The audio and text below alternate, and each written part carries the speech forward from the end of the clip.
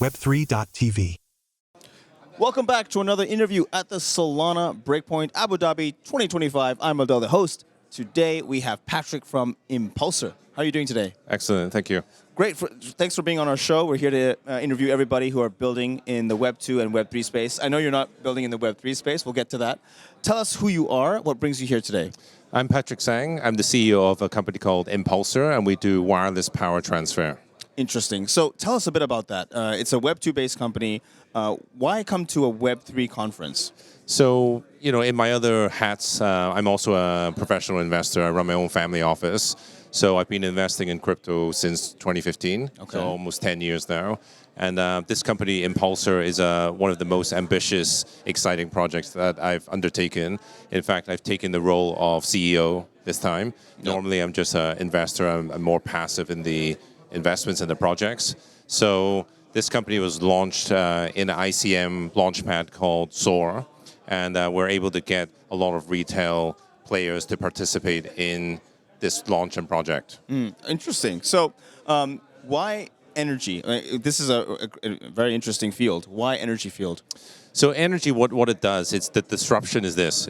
We're able to transfer energy from point A to point B. So there's three ways of doing it in wireless power transfer or contactless power transfer, CPT. It's optical laser, it's radio frequency, and it's magnetic resonance. So what we're able to do, kind of sci-fi-like, which is a Starlink for energy. The energy is transferred from point A to point B. So for example, in drones and in electric vehicles, when they're moving, we're actually able to power and charge these vehicles as they move. Oh. So it's quite a technology, it's game-changing. Sounds like a revolutionary one. Would you be in competition with the oil companies that are producing, that charge money for producing electricity? We are not a energy producer. Right. We are transferring energy from point A to point B. You're like an intermediary. It's a way of transferring energy. So, for example, a small island in Mauritius, for example, instead of installing heavy infrastructure and cables under the water, which is very expensive, we might be able to power certain power stations or different places with this technology. I see. And the way that it works is you use one of the three methods: radio frequency, the other ones, and the other ones. Optical laser and magnetic resonance. Which one of the three are the best? I would say the most sophisticated one is the optical laser. I see. So a drone, for example, the typical max time is around 60 minutes flight time. What we're able to do with this is that we can keep charging the drone so that it will be flying for unlimited time. Unlimited time. So same with planes, cars.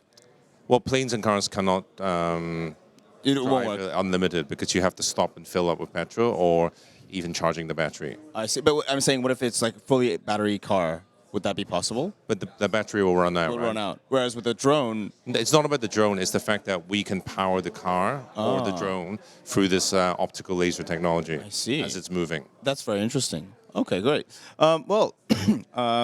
All the best with that. And for those watching, if they're interested to get in touch with you or the company, where can they find you both? So the URL is www.empulser.com, EMPULSER.com, and I'm very active on X, PATPLTSANG. Thank you so much for your time, Patrick. Thank you. All right, folks, that's a wrap. Thanks so much for watching. Hope you found this insightful. We'll leave all the links in the description so you can check out Patrick's profile. Thank you again. I'm Adel, the host, and I'll see you next time. Cheers. Web3.tv.